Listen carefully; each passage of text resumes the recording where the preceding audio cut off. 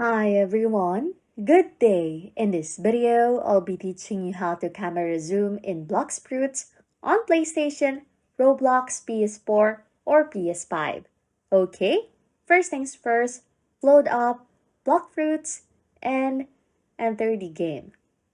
Once in the game, to zoom in on Blox Fruits, use the right stick typically labeled as R3. Press the right stick and it should activate the camera zoom function.